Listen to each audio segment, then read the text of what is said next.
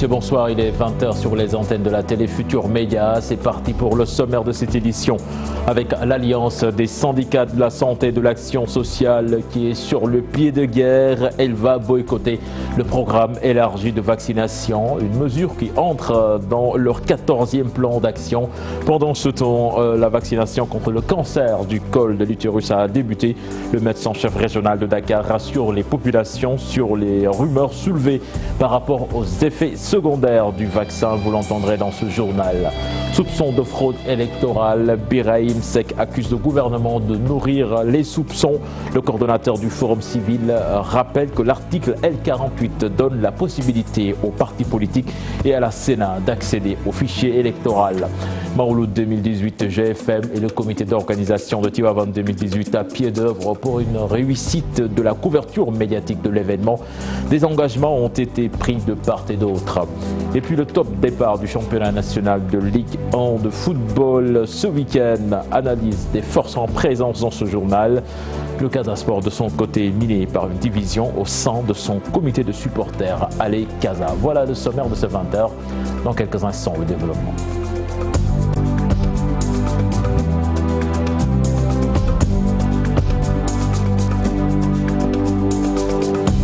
Bienvenue à toutes et à tous. Tout d'abord, un homme d'une quarantaine d'années s'est immolé en centre-ville sur l'avenue de la République. Selon nos confrères de Dakar Actu, il a tenté de rallier le palais présidentiel.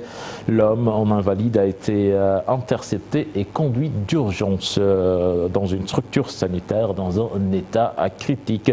Et nous nous réservons le devoir de ne pas diffuser des images susceptibles de heurter les sensibilités.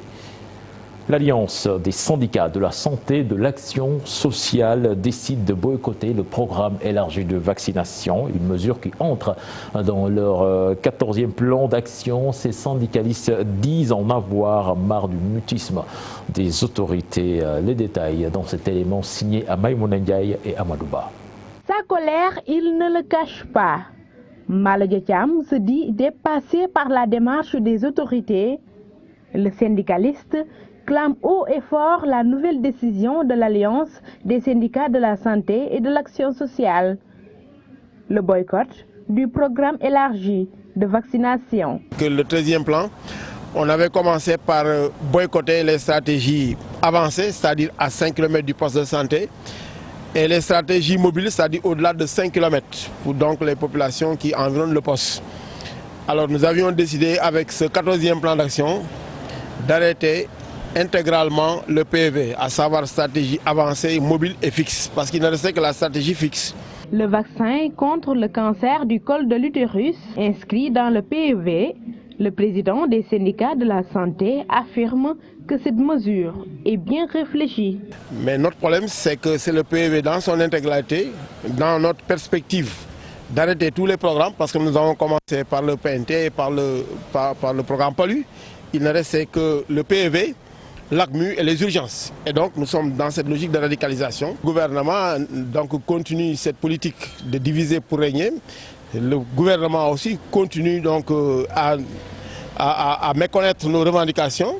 Et c'est ce même gouvernement qui a de manière unilatérale procédé et de manière discriminatoire donc procédé, disons, à un traitement inégalitaire, disons, des agents de la santé. Le 14e plan d'action de Andegesem sera suivi d'une évaluation le 8 novembre prochain. L'Alliance des syndicats de la santé avertit déjà que la radicalisation sera toujours au rendez-vous. Le vaccin contre le cancer du col de l'utérus est désormais disponible et gratuit pour les jeunes filles de 9 ans. La journée a débuté ce matin à l'école Camp de Ouakam. Une occasion pour le médecin-chef régional de Dakar de rassurer la population sur les rumeurs soulevées par rapport aux effets secondaires du vaccin. Nous voyons tout cela dans cet élément signé Koumba Amatlo et Amadouba. Le vaccin contre le cancer du col de l'utérus est officiellement lancé dans le programme élargi de vaccination. Les jeunes filles âgées de 9 ans de l'école Camp de Ouakam, les premières à bénéficier de ce vaccin qui cible 95 000 filles. Cette vaccination doit se faire au niveau des établissements scolaires, au niveau des daras au niveau des structures de santé, mais aussi en stratégie déplacée dans les quartiers pour toucher la cible qui est représentée par les filles âgées de 9 ans. Par ailleurs, une équipe a été formée pour freiner le cancer le plus mortel chez les femmes. Le personnel de santé est bien formé. La planification était à la base avec le secteur de l'éducation au niveau des établissements scolaires, au niveau des daara. Et aussi bien le personnel de santé a été formé, de même que les enseignants, pour vraiment encadrer cette vaccination des filles. Concernant l'efficacité et les rumeurs soulevées par rapport au vaccin, le médecin-chef régional de Dakar rassure. Comme tout vaccin, il y a des effets secondaires. Le plus souvent, c'est des effets secondaires mineurs, qu'on appelle mineurs, et que le personnel même a été formé en cas d'effet secondaire, quelle est la conduite à tenir. Et la communauté aussi est sensibilisée en cas d'effet secondaire, quelle est la conduite à tenir.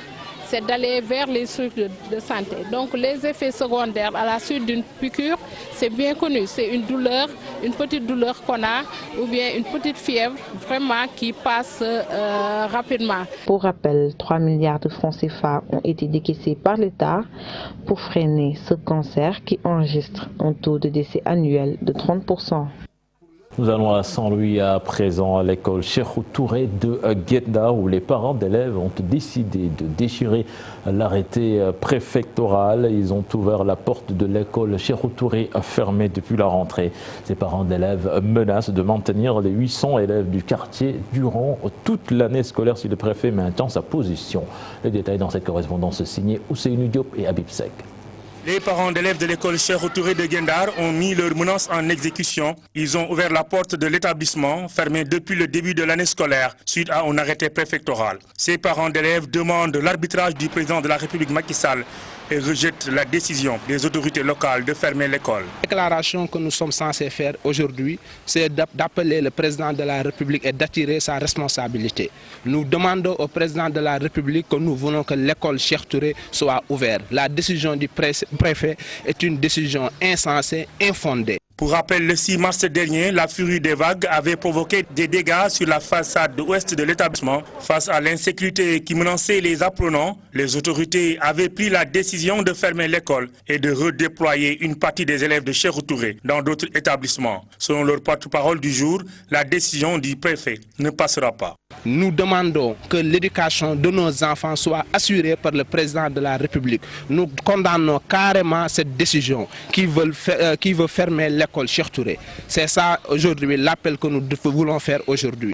Actuellement, à Guet-Ndar, toutes les écoles sont fermées. Pour les Guet-Ndariens, les autorités ont traîné les pieds durant toute la durée des vacances scolaires pour réhabiliter la partie effondrée de l'école Cheikhou Touré. Nous voulons l'ouverture de cette école parce que nous sommes des Guet-Ndariens et l'expertise que le préfet brandit, c'est une fausse expertise. L'école n'est pas menacée. Nous sommes plus responsables que le préfet. Nous aimons nos enfants. Donc ce que nous voulons, c'est que leur éducation soit assurée. C'est simple comme bonjour. Non, le redéploiement a été effectué, mais les résultats escomptés n'étaient pas des résultats fameux. Et depuis un certain temps, Guet-Ndar n'a pas d'école. Depuis un mois, plus d'un millier d'élèves des deux écoles de Guet-Ndar errent dans les rues et continuent de payer les pots cassés dans ce bras de fer entre l'autorité départementale et les parents. Pendant ce temps, la municipalité de Ziguinchor a décidé de doter l'inspection de l'éducation et de la formation en fourniture scolaire, une façon de soulager les populations face aux nombreuses dépenses. Les explications du maire Abdoulaye Baldé que je vous propose d'écouter au micro de Boubacar Diassi. Nous sommes aujourd'hui très contents d'avoir procédé à ce geste qui va soulager l'école dans le cadre de notre commune. C'est une action que nous répétons chaque année et qui fait partie des missions des collectivités locales, en particulier des municipalités. Donc aujourd'hui, nous avons remis ce lot important de matériel scolaire qui va permettre de soulager les parents mais aussi de permettre à nos élèves de rester dans cette excellence qu'on a toujours connue pour l'école au niveau de Ziguinchor. Bien entendu, nos attentes, c'est la poursuite de ce niveau d'excellence, sinon à l'améliorer. Je me suis rendu compte que chaque année, les performances sont en train d'augmenter. Parlons de toute autre chose à présent avec la gestion de l'eau confiée à Suez au détriment de la SDE. Macky Sall donne son avis sur cette affaire. Le président de la République soutient que l'appel d'offres a été ouvert et que les accusations portées contre son gouvernement sont ridicules. Il s'exprimait au micro de nos confrères de la Deutsche Welle. Nous l'écoutons. Vous savez, c'est des accusations ridicules parce que non seulement depuis 1996, on a fait la réforme du secteur de l'eau et nous avions déjà, je n'étais pas encore président, mais le gouvernement d'alors avait absolument fait un appel d'offres international. C'était une société privée internationale qui avait gagné, mais depuis lors, malgré la participation des Sénégalais dans le capital, ils sont dans le capital. Pourquoi ils n'ont pas pu prendre part? C'était un appel d'offres ouvert. On n'a pas dit c'est pour les étrangers. Donc aujourd'hui, il est facile de se cacher derrière ce genre de revendications, mais c'est par le travail que les gens doivent pouvoir, je pense, après 20 ans de compagnonnage, on aurait pu avoir des gens capables aujourd'hui de présenter une offre qui soit acceptée, mais dire qu'on donne tout à l'étranger, c'est un argument trop facile. Cela dit, nous ne pouvons pas vivre en autarcie. Notre secteur privé est pleinement engagé. Ceux qui veulent travailler, en tout cas, travaillent dans tous les projets du plan Sénégal émergent. Puis la visite de 24 heures du président de l'Assemblée nationale de la Turquie au Sénégal, Binali Yildirim, et son homologue Moustapha Niasse ont fait face à la presse ce matin après une séance de travail. En investissement de plus de 2 milliards de dollars annoncés dans plusieurs domaines. Compte rendu signé Mam Biram Diouf et Diafaraba. La recherche de ressources à mobiliser pour réaliser les programmes de développement qui lient le Sénégal et la Turquie dévolus aux deux chefs d'État, la diplomatie parlementaire vient donc appuyer et intensifier ses relations suite à la signature de 4 accords le 1er mars dernier portant sur les voies ferroviaires, le tourisme, les hydrocarbures, les mines, ce dont se félicite le président de l'Assemblée nationale de Turquie. À l'occasion de cette visite, j'ai eu le plaisir de voir sur place les projets déjà réalisés, le projet en cours fait par la société privée turque. Ainsi donc, renforcer les échanges portant notamment sur les infrastructures, la santé, l'éducation et le commerce. Nous avons évoqué ici un investissement de plus de 2 milliards de dollars prévus, plus d'autres investissements, notamment fouetter le commerce qui était à 250 millions de dollars et qui passe maintenant à 400 millions de dollars depuis la visite du président Macky Sall en décembre en Turquie et du président Erdogan au Sénégal au mois de mars. Jusqu'à maintenant, nous avons partagé toute notre connaissance, avec notre partenaire Sénégal et nous allons continuer de partager. Les deux hommes ont salué l'excellente coopération entre le Sénégal et la Turquie. Le président Moustapha Niasse attendu à Istanbul sur invitation de son homologue turc. Vous l'annoncez dans les titres de cette édition, soupçon de fraude électorale, révélation sur l'existence de 3 fichiers électoraux au niveau de la DAF. Birahim Seck estime que le gouvernement est à l'origine de ces inquiétudes avancées par l'opposition. Le coordonnateur du Forum civil rappelle que l'article L48 donne la possibilité aux partis politiques et à la Sénat d'accéder au fichier électoral et l'État doit le faire. Plus de détails dans cet élément signé Al-Hassan Ba et Gervais Yao. Le gouvernement ne rassure pas malgré la suspicion de fraude électorale. C'est le sentiment de Birahim Seck. L'opposition engage le combat. D'une part, c'est la mise en place d'une plateforme de sécurisation des élections. Et d'autre part, c'est des révélations sur l'existence de 3 fichiers électoraux au niveau de la DAF. Le gouvernement ne rassure pas parce que la loi, l'article L48 du code électoral donne la possibilité aux partis politiques, mais également à la Sénat, d'accéder aux fichiers. On n'a pas dit que les partis politiques doivent disposer, mais ils doivent accéder au fichier électoral. Je pense que depuis très longtemps, le ministre de l'Intérieur également, d'ailleurs, qui est contesté. Hein. Le ministre de l'Intérieur dit qu'aucune disposition de la loi ne le dit. Si, l'article L48 le dit très clairement que les partis politiques et la Sénat doivent accéder au fichier électoral. Je pense que si le gouvernement veut jouer la carte de la transparence, il doit rassurer les acteurs, tous les acteurs, que ce soit même dans son camp, que ce soit également dans l'opposition, que ce soit chez les indépendants, les mouvements. Je ne sais pas pourquoi le gouvernement n'accepte pas d'être transparent sur le fichier électoral.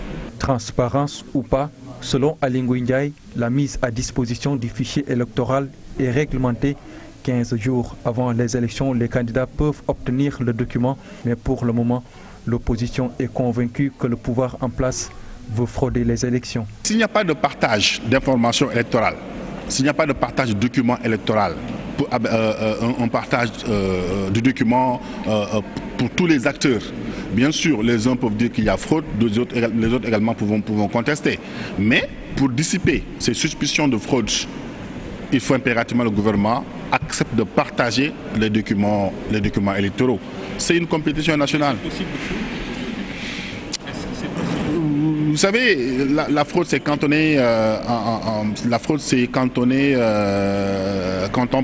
passe au-delà de la loi. Une personnalité neutre et consensuelle pour l'organisation des élections, demande du Forum civil qui, selon son coordonnateur Birahim Seck, l'opposition doit accéder au fichier électoral pour écarter tout soupçon. Où il y a des menaces d'actes terroristes. Puis c'est un acte de haute trahison si les multinationales disposent déjà des moteurs du nouveau code pétrolier alors que la société civile n'a encore rien vu. C'est du moins l'avis de Birahim Seck.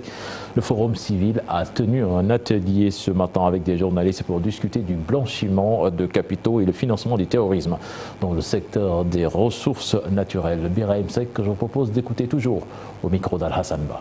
Il y a quelques mois, le président de la République s'était engagé à transmettre le projet de rapport aux organisations de la société civile. Nous avons attendu longtemps, on n'a pas reçu, on a écrit une lettre au président de la République pour qu'il nous transmette ses services, nous transmette ce projet de texte. Jusqu'à présent, on n'a rien reçu. Maintenant, on se dit pourquoi ne pas rassembler les journalistes pour leur dire exactement nos propositions pour quand même lutter contre le blanchiment d'argent dans ce secteur, les propositions du Forum civil par rapport au gaz et au pétrole, mais également par rapport aux mines et aux différentes ressources naturelles. S'il y a un texte qui est élaboré au nom du peuple sénégalais, d'autant plus que les ressources naturelles appartiennent au peuple sénégalais, et que ce peuple sénégalais n'arrive pas à avoir ce projet de code, ou bien une frange de ce peuple n'arrive pas à avoir le projet de code, je parle de la société civile, je pense que là, il y a un début de haute trahison. Parce que quand même, si le texte est discuté par les multinationales, est discuté par les services de l'État, sans pourtant que les citoyens également puissent connaître le contenu, et bien entendu, le projet de texte sera acheminé au niveau du Parlement, dites-vous bien que, comme disait l'autre, tout ce qui se fait sans moi est fait contre moi. Et puis la Poste devrait changer de stratégie au regard du dernier rapport du Fonds monétaire international. C'est ce que pense Morgasama. L'économiste estime que c'est dans une situation sensible au regard de l'approche de l'élection présidentielle. Plus d'explications dans cet élément signé Tilo Mamadou Sama. Risque de tension de trésorerie au Sénégal, un pays qui fait aussi face à un déficit de 115 milliards de francs CFA. Une alerte du Fonds monétaire international qui influe. Le FMI pointe du doigt quelques points, à savoir d'abord le financement pour le déficit budgétaire, ensuite les prix de certains biens, notamment le carburant et surtout les prix intérieurs de l'électricité qui n'ont pas connu d'évolution depuis le début de l'année 2017. Concernant le taux de croissance, l'économiste invite l'État à revoir ses domaines d'investissement. Et surtout appuyer des secteurs comme l'agriculture et l'élevage, parce que ce sont des secteurs qui peuvent davantage tirer l'économie, mais aussi qui peuvent nous permettre d'avoir ce qu'on appelle une croissance inclusive. Voilà, parce que la croissance est là depuis 4 ans, 5 ans, depuis 3 ans, 4 ans, on n'en doute pas. Voilà, mais comme c'est une croissance extravertie, maintenant nous devons nous battre pour orienter cette croissance-là vers donc, la majorité. Le cas de la Société nationale La Poste, qui coûte cher au Trésor, également évoqué par l'FMI, selon le Dr Gassama, une situation s'impose. Maintenant, à l'État de montrer tout simplement qu'une société nationale comme la Poste qui est en train de jouer son rôle, comment faire pour la redynamiser, comment faire pour qu'elle redevienne rentable. Là, il faudrait vraiment un plan choc pour sortir la Poste donc, de ce gouffre financier. Une dette qui augmente de jour en jour. L'économie sénégalaise menacée, des mesures s'imposent. Et puis les Sénégalais peuvent avoir un accès facile au logement. C'est du moins ce que soutiennent des responsables des sociétés immobilières rencontrées. Le crédit direct, la location-vente sont diverses possibilités offertes. Aïssatou Paye et Mohamed Dian nous en disent davantage. Dans le domaine des bâtiments au Sénégal, dans le domaine du bâtiment, les prix des appartements est abordable. Tout est à notre portée pour avoir accès au logement.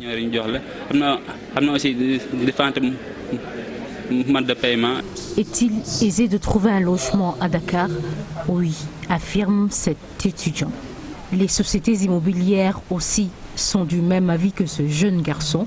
Je ne dirais pas que c'est compliqué d'avoir un logement à Dakar, aux alentours. Je pense qu'ils n'ont pas juste accès à la bonne information. Parce que nous proposons des villas sociaux. Voilà, donc le Sénégalais lambda peut y accéder.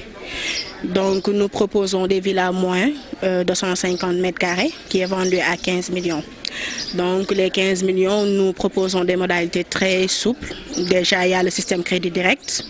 Ça sera en fonction de la rentabilité du client. Donc, trouver une maison ou un appartement à Dakar, une réelle possibilité avec une option, la location-vente à des prix abordables. Faisait une location-vente parce qu'avant on produisait des appartements déjà finis, habitables immédiatement sur la phase 1 et 2. Mais il s'est trouvé que la plupart des clients, dès qu'ils ont leurs clés, ils ne respectent plus leurs engagements. Donc à partir de là, pour sécuriser, la direction a changé le mode de financement. Donc du coup, le crédit direct que nous faisons actuellement, c'est de laisser au client d'ouvrir son propre compte à Mixa, de faire ses versements comme il veut et sur un temps déterminé qu'il aura lui-même à choisir. Donc c'est le crédit que nous faisons actuellement. Plan épargne logement, location-vente, crédit direct, autant de stratégies mises en place par les sociétés immobilières et les banques pour un accès facile au logement. Et cette paye, merci. Nous parlons à présent des conducteurs de 2 roues qui sont de plus en plus nombreux sur la route avec ou sans casque à la tête. Ces usagers vaquent à leurs occupations et pourtant ces motocyclistes sont conscients des risques qu'ils encourent en roulant pour éviter les bouchons. Une situation qui remet au goût du jour la lancinante question du port de casque. Dès lors, la sensibilisation s'impose de plus en plus sur la sécurité. Un sujet signé Habib Faye, Suzanne Marissek et Ababakar Kamara. Faire la course contre la montre sur la route, les motos ou scooters restent les principales victimes d'accidents. Cause, ces conducteurs négligent le port du casque de sécurité. Quand vous n'êtes pas habitué à porter le casque, vous ne pouvez jamais le faire. C'est une question d'habitude. C'est plus sûr de mettre son casque parce qu'il y a beaucoup d'accidents. Je préfère conduire cette moto que n'importe quel autre engin. Elle me permet d'arriver à temps à destination et d'éviter aussi des embouteillages. Contrairement à certains qui priorisent le casque. Je préfère oublier les papiers de mon scooter ou même d'être arrêté par la police que de ne pas mettre mon casque de sécurité. Je refuse aussi de supporter une personne sans casque.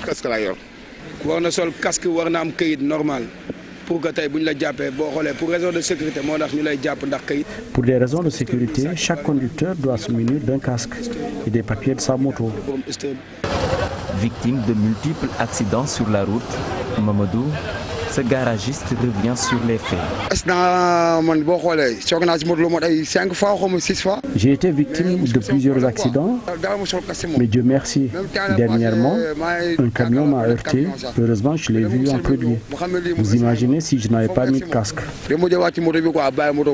Tous invite les conducteurs à faire preuve de prudence, mais surtout à porter les casques de sécurité. Des routes étroites et construites sur 6 mètres de largeur, les 2 roues peinent à retrouver le bon chemin.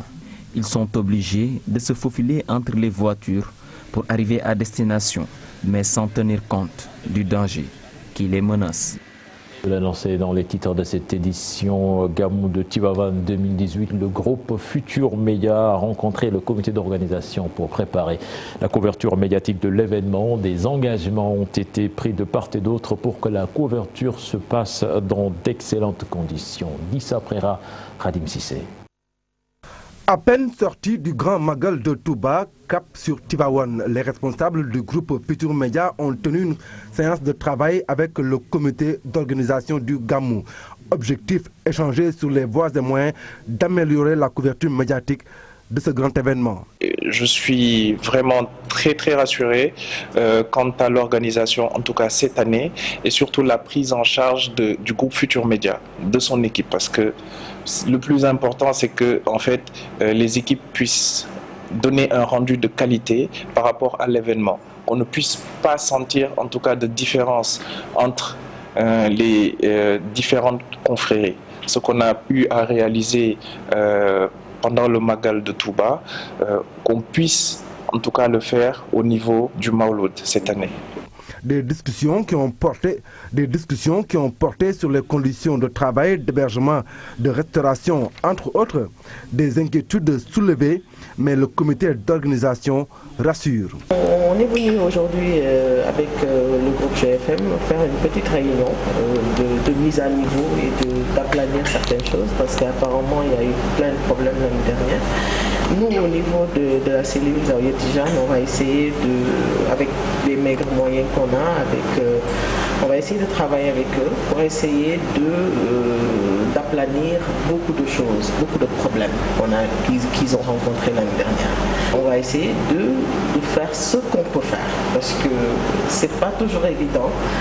C'est un moment de grande influence à Tivaouane et c'est pas tellement facile, mais on va essayer. En attendant le Gamou, les 2 parties vont se revoir pour affiner et harmoniser les différentes positions.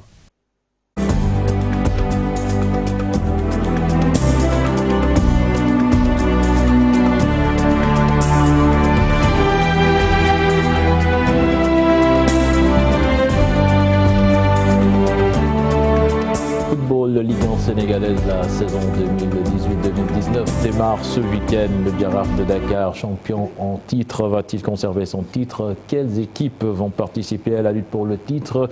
Qui sont les joueurs à suivre cette saison? Autant de questions soulevées dans ce sujet signé Chersali Boudjara et Mardien.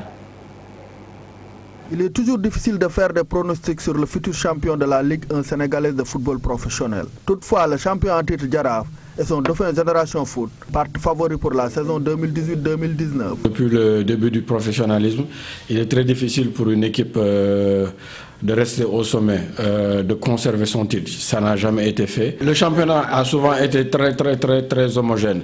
Mais ce qui est sûr, c'est que Giraffe sera encore là, Génération Foot sera encore là. Avec le chamboulement de tous les effectifs, la 11e saison de la Ligue 1 s'annonce indécise. Les premiers matchs vont permettre d'en savoir un peu plus. C'est difficile de voir un joueur prouver sur 2 ans, 3 ans. C'est difficile de voir une équipe rester au sommet sur 2 ou 3 ans parce qu'il n'y a pas encore vraiment un travail à la base qui fait que les équipes sont fortes sur 5, 10 ans, 15 ans. Les constructions, c'est sur une saison, sur 2 saisons. Donc, avant le début de saison, c'est très difficile de sortir une équipe, 2 équipes, 3 équipes. Nouveaux sociétaires respectivement du Casa Sport et de Génération Foot, les gardiens internationaux Ousmane Mané et Pape Seydou Ndiaye font partie des joueurs à suivre. Les joueurs que dont j'attends le plus, c'est peut-être Badara Sow qui est à Génération Foot parce que l'année dernière avec Duc, il a montré de très bonnes choses. Donc il y a également Ibrahima Fati dont on attend beaucoup plus parce qu'il quitte Sonacos où il avait fait de très bonnes statistiques. Il joue maintenant au Giraffe. Au niveau des gardiens, il y a Pape Seydou Ndiaye qui est parti à Génération Foot. Donc on s'attend également à ce qu'il passe un nouveau palier.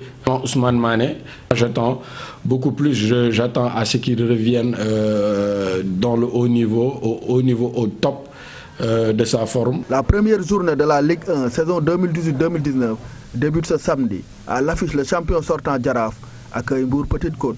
Et puis à quelques heures du démarrage de ce championnat professionnel de football, le Casa Sport vise le podium. Il a même mobilisé tous les moyens pour y arriver, sauf que les Verts et Blancs de Ziguinchor risquent de ne pas réussir ce pari à cause de la division au sein même de leur comité de supporters Allez et Casa. Plus d'explications dans cette correspondance signée Boubacar Diassi et Lamine Magnan. À quelques heures du démarrage du championnat professionnel de la Ligue 1, le Casa Sport annonce qu'il est prêt. Effectivement, je pense qu'on a commencé depuis plus de 2 mois. Donc, même il y a de cela 2 semaines, on était prêt pour le démarrage. Malheureusement, ça a été repoussé jusqu'au 3. Donc, effectivement, on est fin prêt. Le Casa Sport vise au moins le podium au moment du bilan. Donc, on va essayer de nous mêler à la lutte pour le titre, c'est sûr. Ça fait 2 ans que l'équipe peut-être n'a pas eu le rendement escompté, mais depuis cette année, vraiment, je pense que tout est réuni pour faire un beau résultat. La première ambition, c'est d'être au moins parmi les 3 premiers au niveau du championnat, être sur le podium, mais aussi avoir une Coupe du Sénégal, soit la Coupe du Sénégal, comme je l'ai dit, ou la Coupe de la Ligue. Le Casa Sport sait exactement le chemin à emprunter pour y arriver. Nous avons mis tous les moyens de notre côté pour être à mesure de nos ambitions. Alors ça, il faut le dire parce que depuis que nous sommes venus, nous avons parlé d'autonomie financière. On n'a plus le droit d'aller rencontrer de tierces personnes pour leur demander de soutenir ça et là et tout ça. En Gambie, ça nous a coûté trop cher, mais ça valait la peine. Et aujourd'hui, nous sommes très fiers, nous sommes confiants et nous pensons que nous allons entamer le championnat dans de bonnes conditions. Beaucoup de Casamancés pensent pourtant que la division du comité Allez Casa peut réduire les chances du Casa Sport. Donc même si ça nous affecte, nous, on ne doit pas s'occuper de ça. Mais après, ils comprendront que le Casa n'a pas besoin de ça.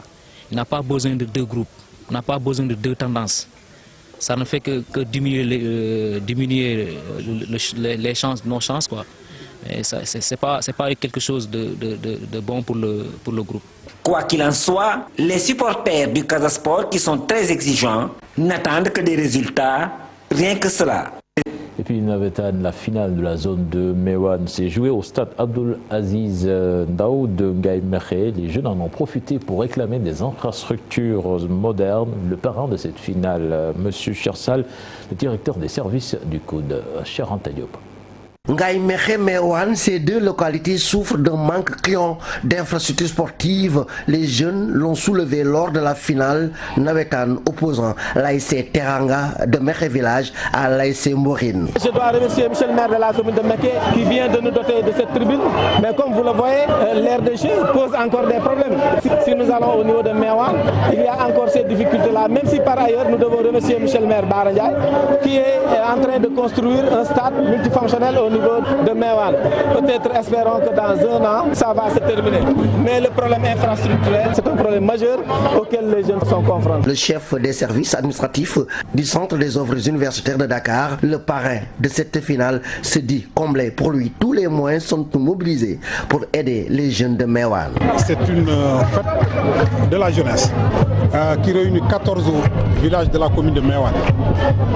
Chaque village a eu son jeu de maillot, a eu un ballon, on a mis des trophées et aussi on a mis des médailles en or et en argent pour récompenser le vainqueur et le vaincu de la finale. Tout ça c'est pour rapprocher la jeunesse et je crois qu'on a réussi cette mission. La finale a été belle, remportée par l'ASC Teranga après la série de tirs au but 4-2.